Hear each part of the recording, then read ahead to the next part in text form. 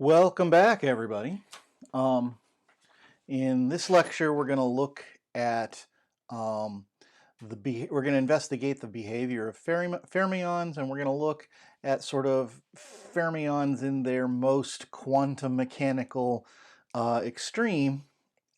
We're going to investigate them in the low temperature limit. Although by low temperature, what we really mean is quantum mechanically dense, so that the number of states and the number of particles that have to fill those states is not sparse, but the states are nearly all full. Not necessarily conventionally cold. There are certainly quantum mechanically dense states that are nonetheless quite hot, things like neutron stars, white dwarf stars, and so on. But in particular, what we're going to look at is go back to the Fermi-Dirac potential, or sorry, the Fermi-Dirac distribution function, right? So we have here as a function of, on the horizontal axis, state energy, and on the vertical axis, the average occupation in that. And the Fermi-Dirac distribution, which is what this curve represents for temperature equals 0. So for the 0 temperature Fermi-Dirac distribution, which is the average number of the average occupation of each state as a function of the state energy, it goes from complete occupation everywhere below the chemical potential equaling the Fermi energy to 0 everywhere above that point. So this is for the t equals 0 limit. And so we can think about, if we add particles, if we add electrons in this case, we're going to think about a degenerate electron gas. So an a container full of electrons, and we add those electrons one particle at a time, and the electrons will accumulate in our container like marbles being dropped into a bucket. They will naturally find the lowest energy position that they can, and that will be the state that they occupy. And the next marble will occupy the next highest energy level state, and the next one will occupy the next higher energy level state, and so on, until we've put all the marbles in the bucket. And the energy of the last marble that you put in the bucket, that is what we call the Fermi energy. All right. Now we're going to be explicit. We're going to look at a gas of free electrons in this degenerate state. And a degenerate state basically means a quantum mechanical state in which basically all of the states up to a given point are completely filled, so that particles in those states don't really have the option of going anywhere else. This represents essentially the most extreme version of the quantization of quantum mechanics, and it's where the Pauli exclusion principle, which is at the heart of the fermion phenomenology, it's where that's going to be the most extreme. So just to be explicit, we're going to consider free particles, so free electrons in a box, a cubical box of length L, so that it's got a cubical volume L cubed, and the particles in that box are going to be our standing wave solutions, so that for each n value it has a wavelength, a de Broglie wavelength of 2L over n, and we have to have these half integer standing waves for which the momentum is given by h over the wavelength, or hn over 2L. And if there is, we have x, y, z, so there will be a term here for each of the x, y, z, and then the energy of the state is going to be p squared over 2m, so that's going to give us an h squared over 8ml squared. Again, times nx squared plus ny squared plus nz squared. So in other words, the magnitude of the square of the total momentum of our particle over 2m gives us this relationship here, and that's the energy level associated, or the energy associated with any particular nx, ny, nz state. And those states would lie, if we think about an n space, where we've got nx on one axis and ny on another axis and nz on a third axis, then we've got our 0, 0, 0, and then there's 1, 0, 0, and 2, 0, 0, and 3, 0, 0, and then there's 0, 1, 0, and 0, 2, 0, and 0, 3, 0, and 0, 4, 0, and then there's 0, 0, 1, and 0, 0, 2, and 0, 0, 3, and 0, 0, 4. But there's also 0, 1, 1, and 0, 2, 1, and 0, 3, 1, and so on. So we fill out basically states that lie at the corners of a rectangular three-dimensional grid. This would be 1, 1, 0, and 2, 1, 0, and 3, 1, 0, and so on, right? So our states would lie on a grid like this, and it's three-dimensional. It's going to fill up not just along the walls, but in the middle too. It's just rapidly going to sort of diminish my ability to draw these states in here that would be sort of three-dimensionally filled out. So they will fill out this three-dimensional grid, and the total energy will be, or the grid will fill out until we sort of reach a maximum range out here where states that exist on this surface, right, the last states that exist out here will have an energy associated with them of the Fermi energy. So that this sort of an n max, if you will, which would be the radius of a sphere here,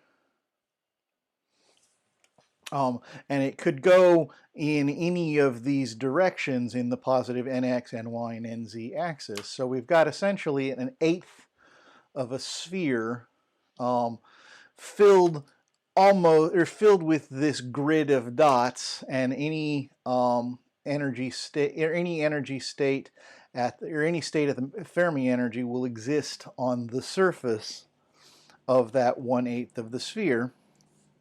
And as long as we're talking a system where the number of particles is pretty large, so the number of electrons is very large, then we can sort of ignore at some level the quantization here and treat this semi-classically, so that then the Fermi energy is pretty easy to calculate.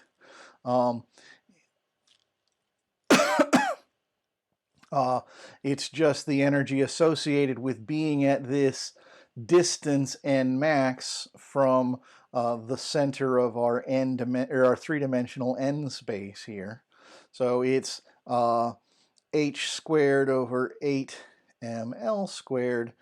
We just let this be n max squared, where again n max squared might be all nx, it might be all ny, it might be all nz, or anywhere in on the surface of this 1/8 of a sphere here in the positive region of the three-dimensional Cartesian space. Technically, if we're talking about electrons, then in fact each of these dots I've drawn corresponds to two states, because there are two spin states, spin up, spin down, associated with each of those electrons. And so the total number of electrons that we could fill in that 1/8 of a sphere then would be 2 times 1/8 of the volume of that sphere. So that's going to be 2 times 1/8 times the volume of a sphere, which is 4 pi over 3 radius cubed. In this case, radius cubed is our n max cubed. And if we combine all that together, then the number of states here can be written in terms of n max as just, let's see, 2 times an eighth, that's 1/4, cancels with a fourth, cancels with a 4, so we're just going to have pi over 3 out here in front, times n max cubed, or in other words, that the maximum n value, the maximum quantum number n value, is just 3 times the number of particles divided by pi, and take the cube root of that. That's 1/3. So the cube root of 3 times the number of electrons divided by pi, that's the maximum quantum number n that would be associated with a state at the Fermi energy. And indeed, we can use this relationship then to relate the Fermi energy and the volume of the volume of the container that we're putting our electrons in, and the total number of electrons. So we say that the Fermi energy again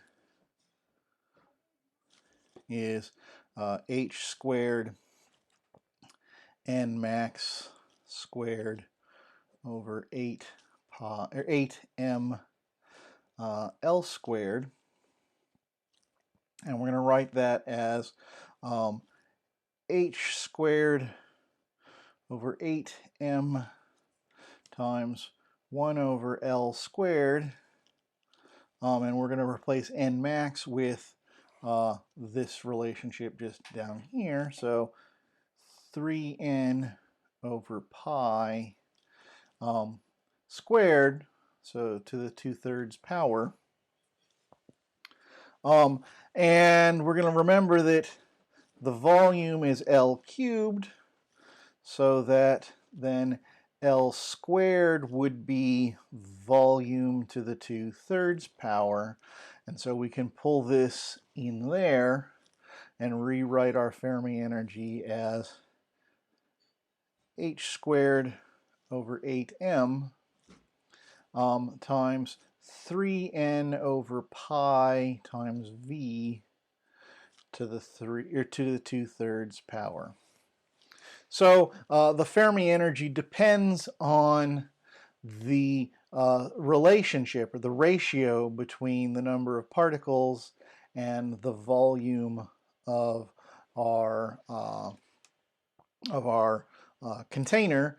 If we scale both of those in proportion to one another, then the Fermi energy will remain constant, which is good because the Fermi energy should be an intrinsic, not extrinsic, property of our material. All right, so the Fermi energy is the energy per particle of that last electron that we let in the door, the highest energy electron in our particle in a box. If we want to calculate the total energy of our system, so the total thermal energy of our electron gas, then we have to sum up over all of the states in our 1/8 sphere. And again, each dot here represents 2 electron states, so we have to sum over 2 times summing over nx, summing over ny, summing over nz of the energy of each of those. And again, if there's a large number of electrons, then we don't lose too much information by just turning those sums into a triple integral over our volume of the energy of each n state, and then integrate in dnx, dny, and dnz. So turn this triple sum into a triple integral in the usual way. Since we have essentially a spherical geometry here in n space, it makes sense to turn this into a spherical coordinates in n space. So this integral we can turn into twice the integral from 0 to n max, where now n represents our radial coordinate, and then we're going to integrate over two angular coordinates, one from 0 to pi over 2 and another one from 0 to pi over 2.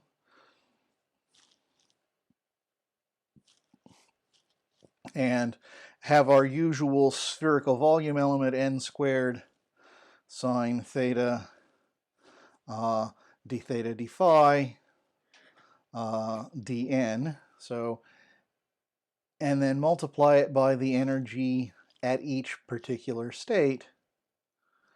So we have again our typical volume element here for spherical integrations, two angular integrations, and an integration in radius from 0 out to Rn max.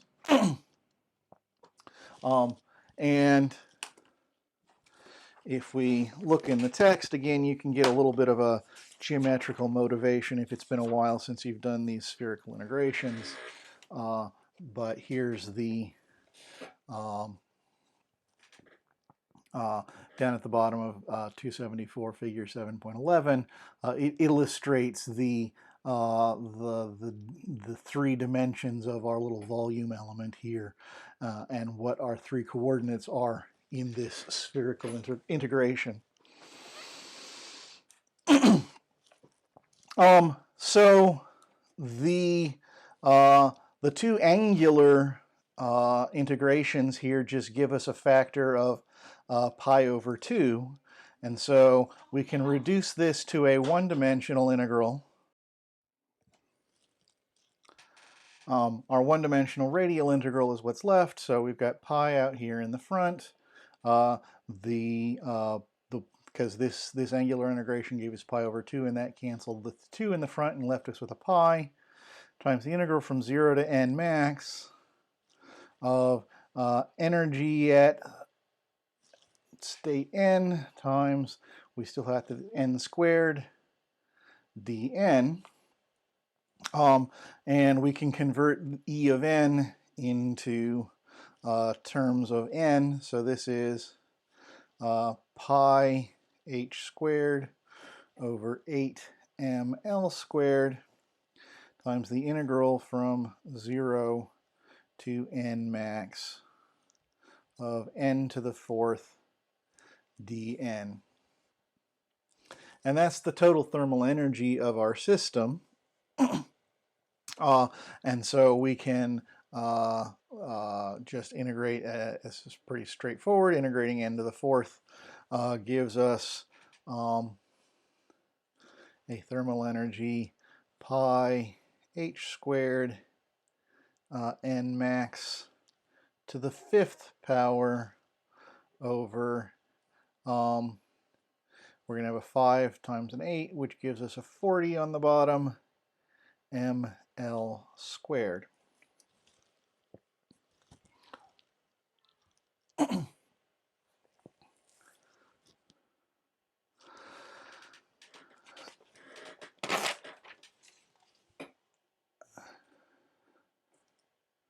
And if we remember here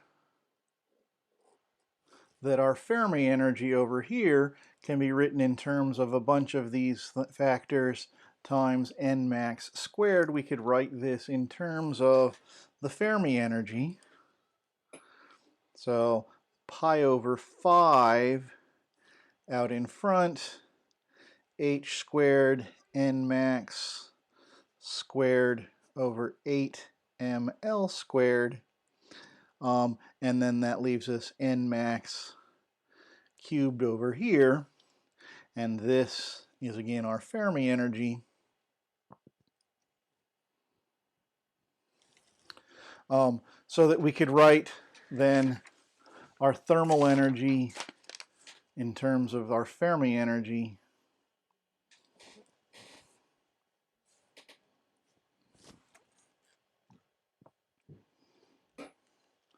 as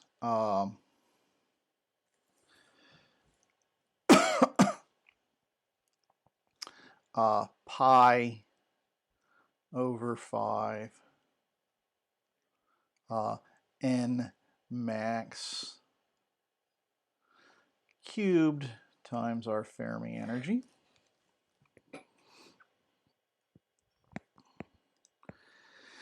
And we could also go back and look at our relationship here between n and the number of particles, or the number of electrons here.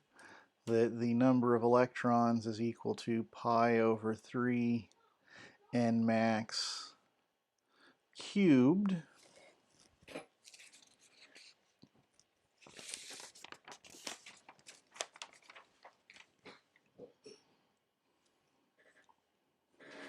So we could take this and write then our thermal energy, well, it's 3/5 times pi over 3 n max cubed times the Fermi energy.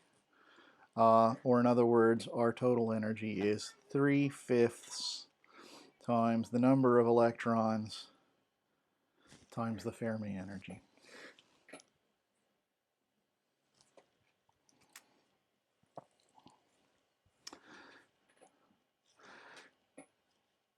And the average energy per particle would just be our total thermal energy divided by the number of particles, and so that would be 3/5 of the Fermi energy.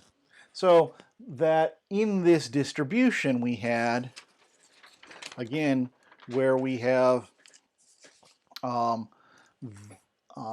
particles down here with essentially zero energy state all the way up to our Fermi energy, the average value of the particles would be 3/5 times the Fermi energy, not 1/2, because there are fewer states down here at low n than there are states at large n. And so the median or mean energy is not right in the middle of the Fermi-Dirac distribution, but pushed outward a little bit, because there are more states out here than there are down here. There's indeed only one state at n equals 0. Excuse me, there wouldn't be a state at n equals 0, but n equals 1 has, I guess, 3 states at n equals 1. There isn't an n equals 0 state in this case. Now, up till now, we've been looking at the completely zero temperature limit, and so we might ask ourselves, well, how does that compare to, for instance, the cloud of free electrons in a conductor? Well, for a typical metal or so, the Fermi energy is around a few eV, while the thermal energy at room temperature is something more like a 40th of an eV. And so the temperature being way, way, way lower than the Fermi energy is certainly valid for most conductors. Indeed, most metals will melt before you actually reach the Fermi energy. And so this is not a terrible approximation, at least in terms of the temperature. The free electron model isn't a particular, or the particle in a box model isn't a particularly great quantum mechanical representation of electrons in a conductor, because while there is they are not bound to the atoms of the solid in which they find themselves, those atoms still exist, and there are still electromechanical or electromagnetic interactions, and so there are still quite a bit of scattering and so on off of the atoms in your typical metal. So, you know, the particle in a box isn't a great model for that, but qualitatively, at least, the Fermi Dirac behavior is not a terrible approximation to have essentially t equals 0 as your starting point, and gives us a notion of the thermal energy and so on. Now, if we take this set of solutions here that we've just drawn up for the energy in terms of the thermal energy in terms of the number of particles and the Fermi energy, we can write this solution here. Where'd it go? This one. We could write that as 3/5 n, again, Fermi energy, h squared over 8m 3n over pi to the 2/3 times volume to the minus 2/3. So we can write this, the Fermi energy, out so that we can explicitly see the volume dependence. So this is basically a rewrite of this equation over here, that the Fermi energy in terms of the number of particles and the volume of our box. So if we write the Fermi energy out in terms of making the volume explicit, then we can calculate pressure as minus thermal energy derivative with respect to volume, and that's going to give us minus this 3/5 n. Everything else except for the volume term comes out, so h squared over 8m and a 3n over pi to the 2/3, and the derivative of v to the minus 2/3 with respect to volume. And this derivative here is just going to give us a minus 2/3 v to the minus 2/3 v to the minus 1. So that's just the usual pull the exponent down and subtract 1 from it, but I'm going to leave it broken up like this. The 2/3 comes out in front here, so this is going to be 3/5 times 2/3 times n, and then this is just the Fermi energy divided by volume, right? So if we plug this v to the 2/3 back in here, that just gives us back our Fermi energy. So this is ultimately the pressure is 2/5 times the n over v. So the particle density, or the particle density, the number of particles per volume, times the Fermi energy, or 2/3 the energy over the volume equivalently, and we call this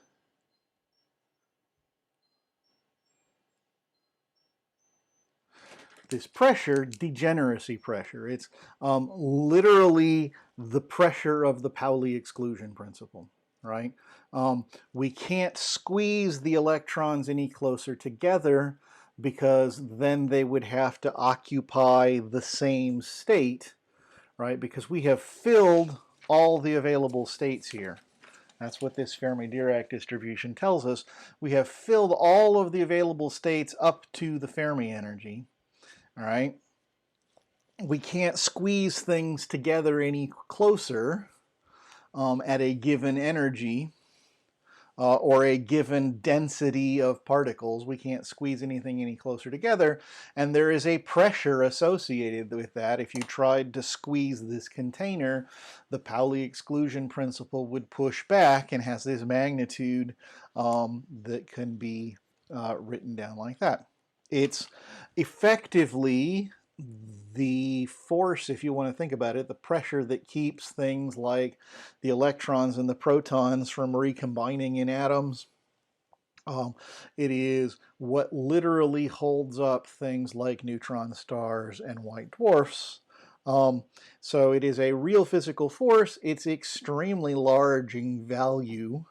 In the case of atoms and molecules, you don't see it so much because it's effectively mostly or almost entirely counteracting the electrostatic force, which is also gigantically large.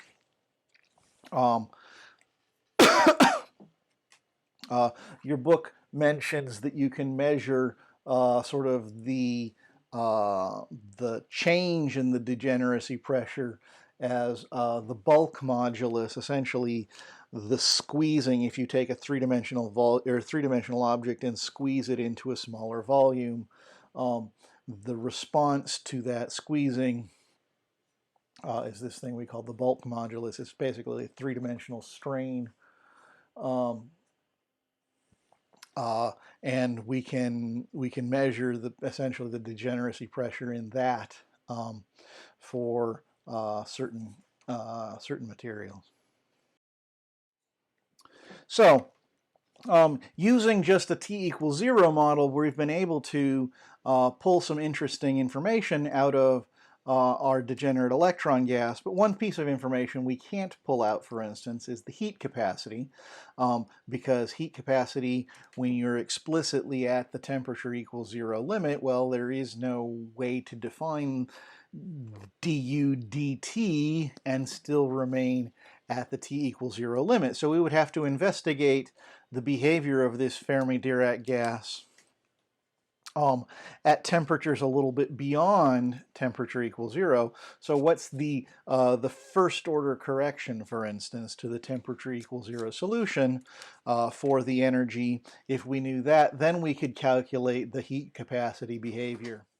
All right, well, we can think about the qualitative behavior, what's going to happen when we start moving beyond temperature equals 0. If we go back to our Fermi Dirac distribution at temperature equals 0, there's this sharp cliff, and even as we go off the explicit temperature equals 0, it's still a pretty sharp cliff like so. And part of the reason is that the only way that we can get energy beyond t=0 into our electron gas is by contact with the outside thermal environment. So there's heat that could propagate into our electron gas, but the energy associated with that heat is going to be of the order kT, right? Which, as we just calculated, is going to be much smaller than the Fermi energy itself. And so the only states, the only electrons that can absorb that kT of energy are those that are within about kT of the Fermi energy. Because an electron down here, it can't absorb kT of energy because there's no empty state sitting a kT above it for it to go. It can't go anywhere.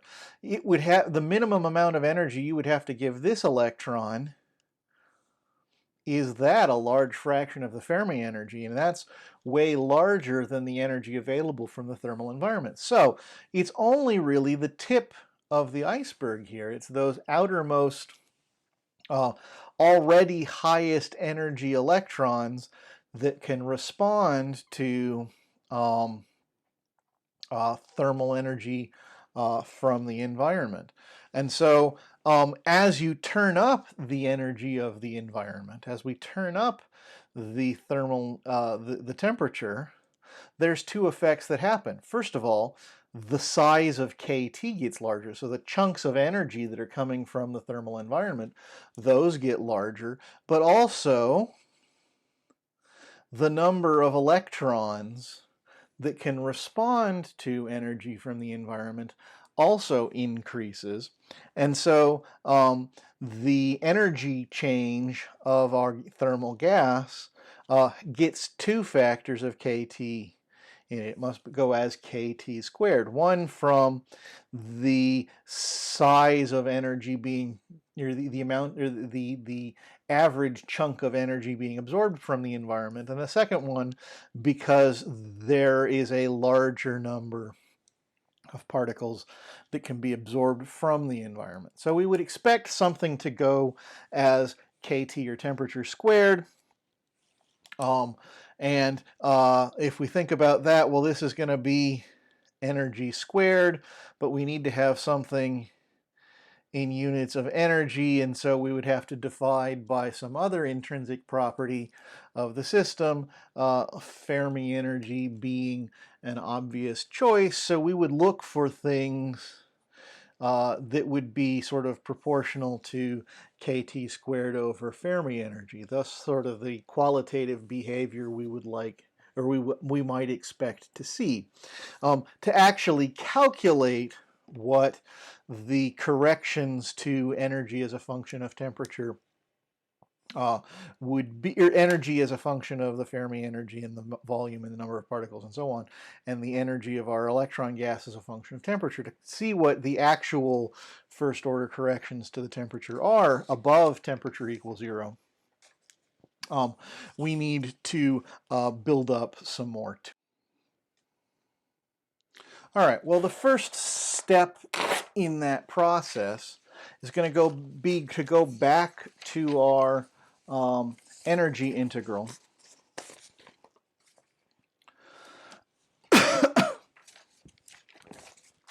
So to go back to energy, the thermal energy, well, that's, again, there was pi times the integral from 0 to n max. Again, this is the radial portion of that integral of that 1/8 sphere in n space of the energy at a given n times n squared dn.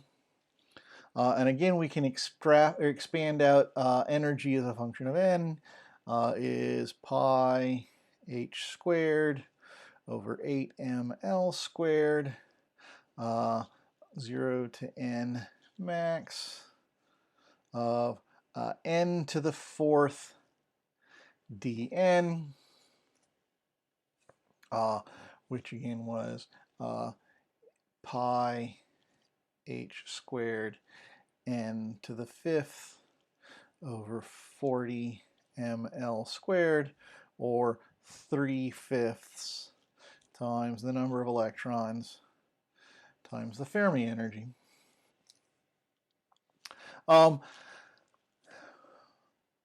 We could write a change of, let's do a change of variables here from quantum number n to energy.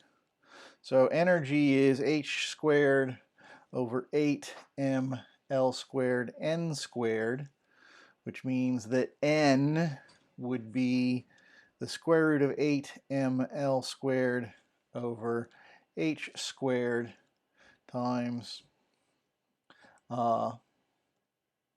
the square root of energy, and thus that dn would be square root of 8ml squared over h squared times 1 over 2 root energy d energy.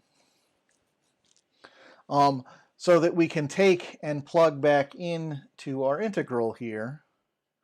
Energy is pi times energy times 8 ml squared over h squared energy times 8 ml squared over h squared to the 1/2, 1 over 2 square root of energy, d energy. In other words, we've done the change of variables here. And let's rewrite things a little bit. We'll pull the pi in. The integral of energy times pi over 2, 8 ml squared over h squared to the 3/2. So 1/2 and the 3/2. Energy over root energy there is just going to give us root energy, d energy. And we can interpret this.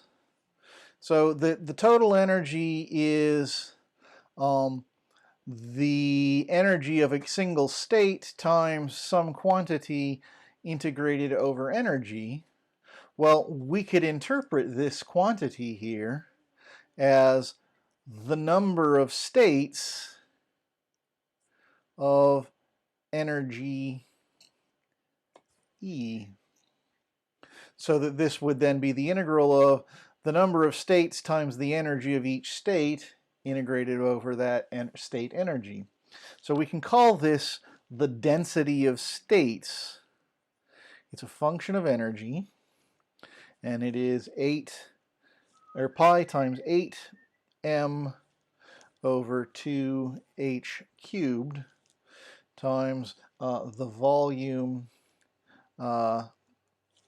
times the energy, or 3 times the number of particles over twice the Fermi energy to the 3/2 times the square root of energy, where we've just rewritten these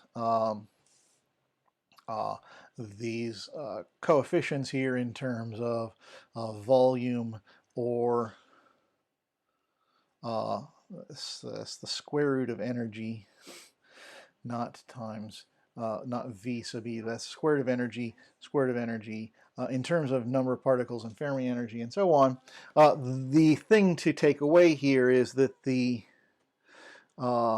density of states is proportional to the square root of the state energy. So that, in other words, if we plotted, again in our versus state energy, if we plotted the density of states, then what we're going to get is a sideways parabola. That as you increase the energy, the number of states at that energy increases as the square root of that state energy. All right, so this density of states lets us know how many states are at a given energy. And then at temperature equals 0, we can say, well, every state below the Fermi energy, all of these states will be filled. But as we increase the Fermi energy, remember what happens to the Fermi Dirac distribution, as we increase the temperature, remember what happens to the Fermi Dirac distribution is it goes from this step function as we increase the temperature to something that looks a little bit more like that. And so as the temperature increases, we get these tails, a decrease in the occupation just below the Fermi energy and an increase in the occupation of the states above the Fermi energy. And so if we basically convolve these two curves, then what we see is that we start to get a few states occupied above and a few of these states up here becoming unoccupied. And so as we move to still low but non-zero temperature, then the actual distribution of occupied states will look a little bit more like this. Instead of this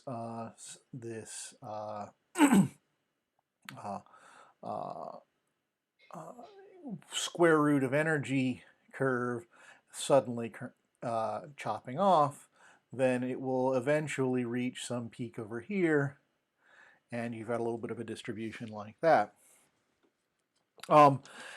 When that happens, then the chemical potential and the Fermi energy won't coincide anymore, but the chemical potential will drift a little bit lower than the Fermi energy. And the reason we know that is, well, there's more state, the Fermi-Dirac function is symmetric around the Fermi energy. But there are more states just below the Fermi energy than just above the Fermi energy. And if the chemical potential remained at the Fermi energy, then there would be an equilibrium condition where we could basically keep adding states, keep adding electrons. We'd be able to generate them out of thin air. And in order to stop that from happening, the chemical potential has to drift down a little bit. So that's, again, qualitatively what's going to go on, what's going to be going on. Let's use this for non-zero temperatures and see if we can apply it in context here. So at temperature equals 0, then if we wanted to know, for instance, the number of particles, then all we would have to do is integrate the available particles, the density of states, from energies from 0 to the Fermi energy. We'd just take the density of states and integrate that over energy, and that would give us the total number of particles. Well, we can do the same thing for non-zero temperature, but now we have to do what we were explicitly doing here, which is multiplying by the Fermi-Dirac function. It's just that the temperature 0 Fermi-Dirac function just gives us a sort of a stair-step feature. Whereas now we're integrating not just to the Fermi energy, but all the way out to infinity to collect all of these, this little tail out to high energy. The density of states times the Fermi-Dirac distribution as a function of energy, integrate that over energy. So we can write this again, just write out what the Fermi-Dirac distribution looks like. So this is the integral from 0 to infinity of that density of states times 1 over e to the energy minus chemical potential over kT plus 1 in energy. And if we wanted to know the total energy, then we could just integrate energy times the density of states times the occupation, or the Fermi-Dirac distribution, dE, again from 0 to infinity. And this is just going to give us this integral of energy times density of states times 1 over e to the energy minus chemical potential over kT plus 1. Integrate that in energy from 0 to infinity.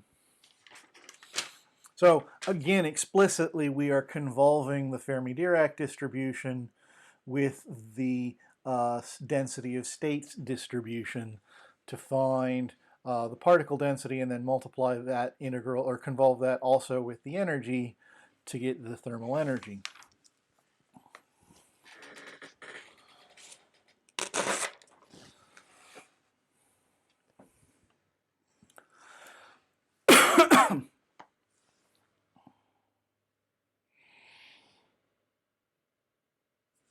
All right, so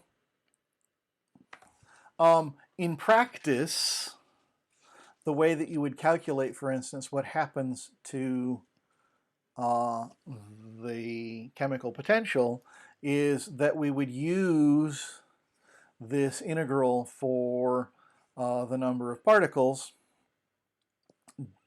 do this integration, calculate the results of that integration, and then solve for chemical potential in terms of the number of particles, the number of electrons, and we could show that as the temperature increases, the chemical potential decreases a little bit. So what we need to do is look at how it is that we're going to solve those integrals. How are we going to compute those integrals? Well, there's no closed form solution in the general for general temperatures for these integrals. You can integrate them numerically, just plug them into Mathematica or MATLAB or something like that, and grind through them with some sort of numerical solution, and you can plot out tables of these functions as functions of temperature, and that's perfectly valid, but it's not analytic. If we want to have an analytic understanding of what's going on, then one thing we can do is recognize that the interesting part of these integrals happens where at least for low temperatures, where the Fermi Dirac distribution is changing very, very rapidly, right? So especially at low temperatures, the density of states part of this integral is not doing anything interesting at all near the Fermi energy, nor is the energy function doing anything particularly interesting at the Fermi energy. But the occupation level is changing very, very rapidly at that location. So the interesting part of this integral is, again, what's going on just a plus or minus a kT or two above and below the Fermi energy. And so this is the thinking that goes into an analysis method called the Sommerfield expansion, where we're basically going to approximate this integral as power series component, or as a power series near the Fermi energy, and that will get us at least first order approximation, first order corrections, and potentially second order corrections and so on. So how does this work here in practice? Well, again, so we have the number of particles. We're going to start here with this first integral, with the number of particles integral. So the number of electrons is this integral from 0 to infinity of the density of states times the Fermi Dirac distribution integrated over energy. And our density of states, again, let's just remind ourselves what that looks like. That is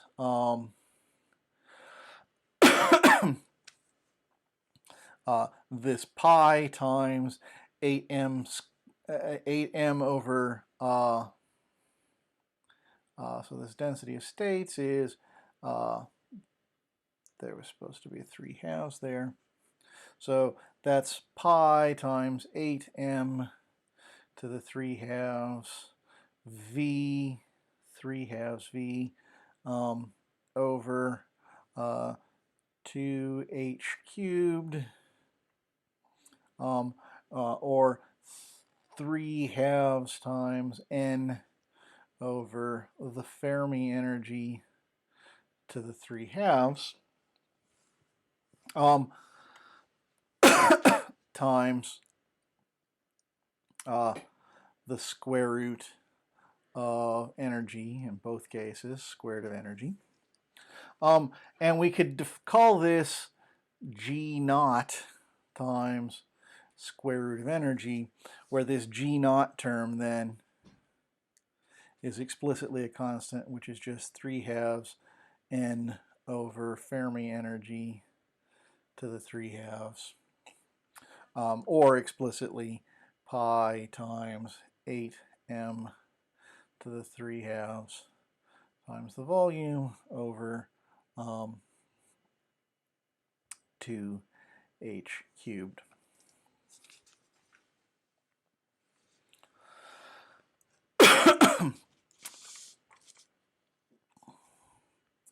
So that's just mostly a simplification, and then allows us to write in our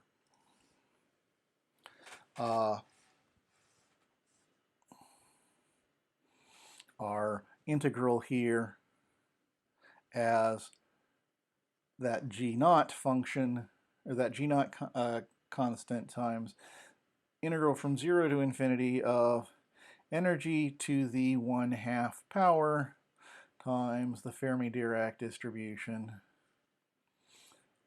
as a function of state energy integrated over energy. Next, we're going to do an integration by parts. So if it's been a little while, that's the integral of u dv is going to be uv minus the integral of v du. So integration by parts, and in particular, if we're interested in what's going on in this integral because the Fermi Dirac distribution is changing rapidly, we can sort of pull that piece out by making the derivative of the Fermi Dirac distribution. Let's make that our du. So that would mean that our u in this integration by parts, our u function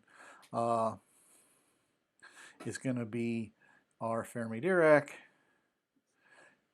distribution, and therefore our du term will be the derivative of the Fermi Dirac distribution with respect to energy times dE. And if that's going to be u, then the other half of it, the rest of our integral here has to be such that u times v, or u dv, is this integral. So our v then has to be 2/3 g naught e to the 3/2, because when we take dv, then that will be our 2/3 g naught times 3/2 epsilon, or e to the 1/2, energy to the 1/2, d energy, which is just g naught energy to the 1/2 d energy. So you can see here that yes, indeed, now we've written this in terms of a u dv, and so our integral then can be written as u times v, so 2/3 g naught e to the 3/2 Fermi Dirac distribution as a function of energy, evaluated from 0 to infinity, minus the integral from 0 to infinity of v 2/3 g naught e to the 3/2 du, which is the derivative of the Fermi Dirac distribution. Integrate that over energy. All right, well, this first term at energy equals 0 e to the 3/2 is 0. And at energy equals infinity, the Fermi-Dirac distribution is 0. And so that whole term out in front is just 0. And if we pull the minus sign into that derivative for reasons that will become obvious shortly, then what we can say is our n is just 2/3 g naught, pull those out the front, times the integral from 0 to infinity of e to the 3/2 minus dn dE minus the Fermi-Dirac derivative of the Fermi-Dirac distribution with respect to energy. We can then take and evaluate that derivative. That derivative here is minus d by dt, or d by dE, sorry, of e to the energy minus mu over kt, oops, plus 1 to the minus 1, which then is going to give us e to the energy minus chemical potential over kt plus 1 to the minus 2, e to the energy minus mu over kt times the derivative of that, which is just 1 over kt. So this would be, we could write this as 1 over kt times e to the x over e to the x plus 1 squared, where x here is this energy minus chemical potential over kt.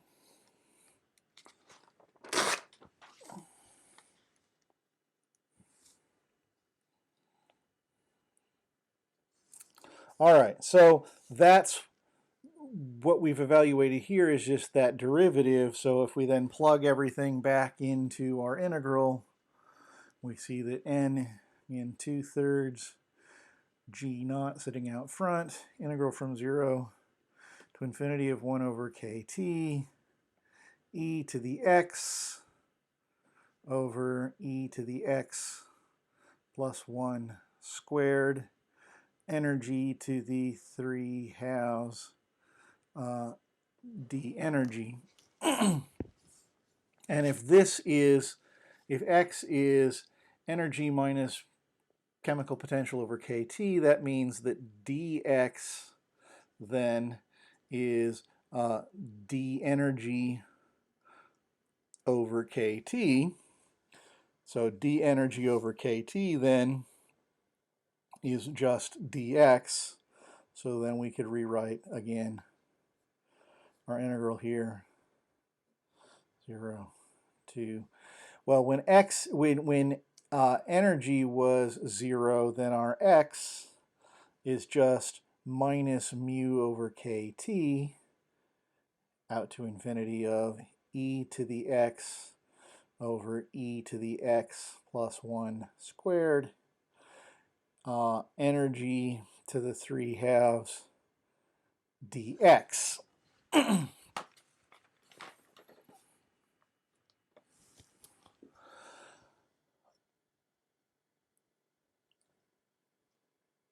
This integrand dies off exponentially anytime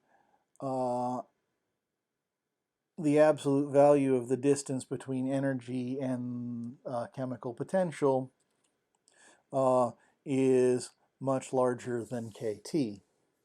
So this integrand is only interesting, again, in this region here where the Fermi-Dirac distribution is changing rapidly. Given that, we can take this awkward lower limit and extend it all the way to minus infinity, And it doesn't matter because our integrand is essentially 0 down there. So that's one simplification we can do. Just write this as minus infinity to plus infinity of e to the x over e to the x plus 1 squared, energy to the 3/2 dx. And that'll make our integrals easier because we have now a nice symmetric minus infinity to plus infinity to integrate over, and that tends to make integrals of this type easier to deal with. The second thing we can do is take this energy to the 3/2 and expand it as a Taylor series near energy equal to chemical potential. So we say that this is chemical potential to the 3/2 plus a term linear in energy minus chemical potential times the time derivative of energy to the 3/2, or it's not the time derivative, the energy derivative, d by d energy at energy equals the chemical potential, plus second term in a Taylor series 1/2 energy minus chemical potential squared, second derivative with respect to energy of energy to the 3/2 evaluated at energy equals chemical potential, and so on. So again, the first few terms here, that's going to give us a chemical potential to the 3/2. Derivative of that, well, the 3/2 is going to come down. So it'll give us 3/2 times energy minus chemical potential, and then that's going to be chemical potential to the 1/2 plus a 1/2. Again, the 3/2 came out. And then we differentiate that again, and that's going to give us another 1/2. This is going to be energy minus chemical potential squared, and then that's going to be energy to the minus 1/2 at energy equals chemical potential, so chemical potential to the minus 1/2, and so on. So those are the first three terms. This 1/2 times 3/2 times 1/2, that's going to be 3/8. And so we can plug this back into our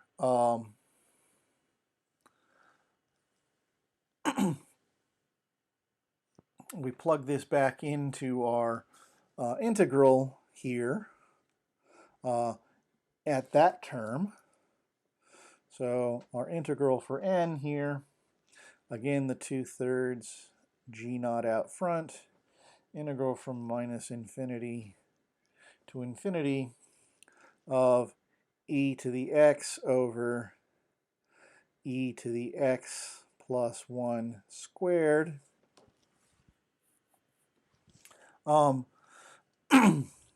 times, well, we're going to have a mu to the 3/2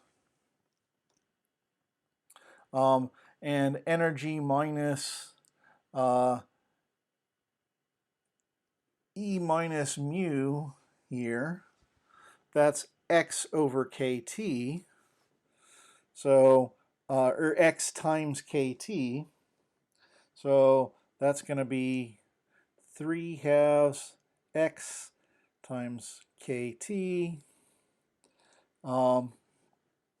times mu to the 1/2 plus 3/8. This is going to be x squared times kt squared.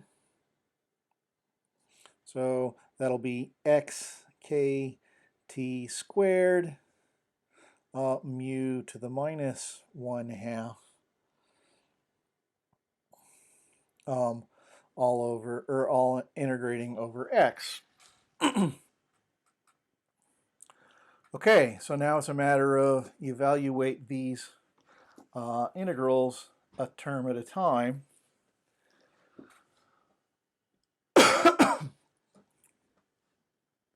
So this first term here,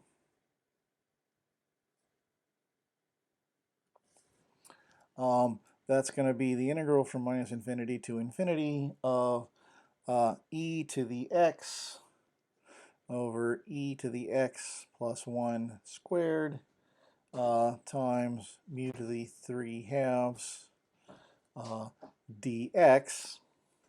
Well, the mu to the 3/2 just comes out front.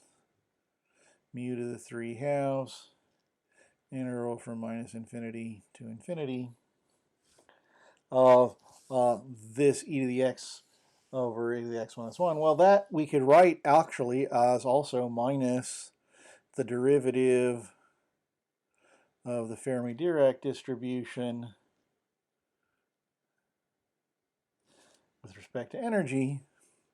So this term turns into the integral of an antiderivative, and that's pretty straightforward to write down. Then is just the Fermi Dirac distribution at minus infinity minus the Fermi Dirac distribution at plus infinity.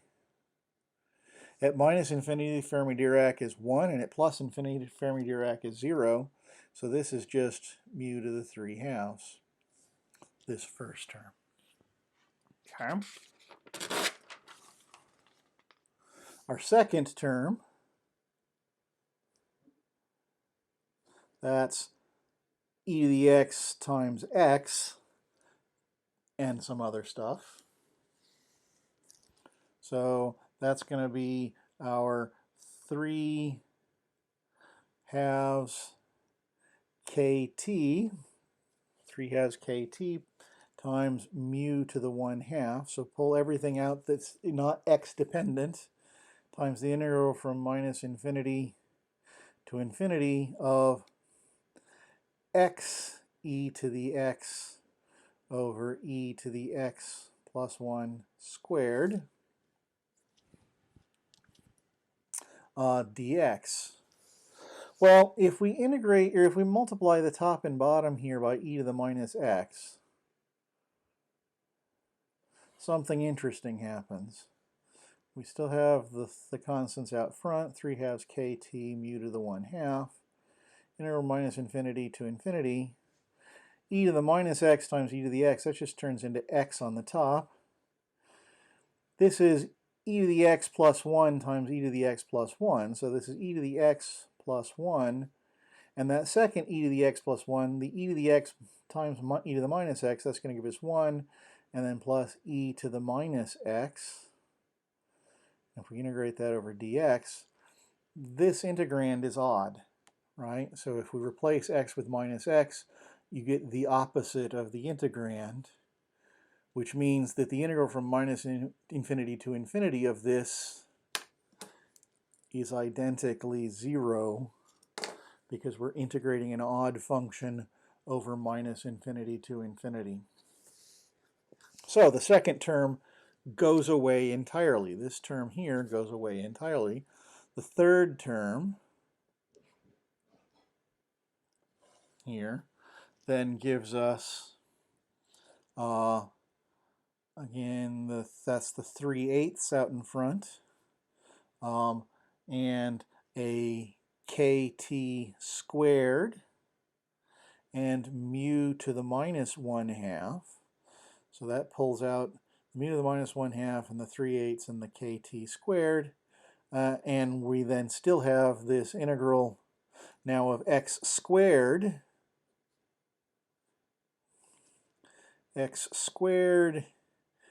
e to the x over e to the x plus 1 squared dx. This is another one of those Gaussian style integrals. And if we chug through it, what we find is that the answer is pi squared over 3. So this is 3/8 kt squared mu to the minus 1/2 times pi squared over 3. If you do look that integral up in an integration table, or run through the description in Appendix B in the text, it'll walk you through how to solve those kinds of integrals. So we've taken our first term, our second term, our third term, done the integration, so then we can then reconstitute our solution here. N is 2/3 G naught. Out front we'll have this first term, which just goes as mu to the 3/2. Our second term is 0, and the third term, our second non-zero term, gives us this 3/8 kT squared mu to the -1/2 pi squared over 3. And so if we then distribute the constants out front, this gives us 2/3 times G naught mu to the 3/2 plus the 3 here is going to cancel with the 3 there, and the 2 is going to become a 4, so that's going to be kT squared over 4 mu to the -1/2, and still have this pi squared over 3 sitting off the back. We could calculate higher and higher order terms. Every other term is going to have, again, it be an odd function, so the fourth term in this Taylor series also gives you an integral which goes to 0. So the next non-zero correction would be the fifth term in the Taylor series, which is going to be proportional to kT to the fourth power. And so we can see that we're going to get increasing corrections of powers of even powers of kT going forward. All right, well, let's push forward a little bit farther here and replace our G naught. Oh, our G naught got eaten over here. There's a G naught there as well.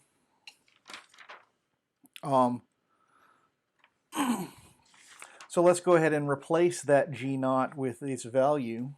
So that's 2/3 times G naught, which was 3/2 N over E Fermi to the 3/2 times mu to the 3/2 plus kT squared over 4. Again, our 3/2 N over Fermi energy to the 3/2 times mu to the -1/2, and we still have this pi squared over 3 sitting on the back end. Obviously, the 2/3 and the 3/2 cancel out front, so N is equal to N over Fermi energy to the 3/2 times chemical potential to the 3/2 plus kT squared over 4. The 3/2 here cancel, or the 3 cancels with that over there, so that's going to give us a pi squared over 2, and again N energy to the 3/2, Fermi energy to the 3/2 mu to the -1/2.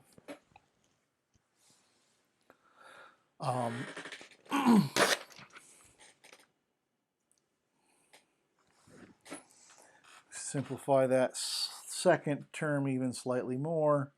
Again, let's write this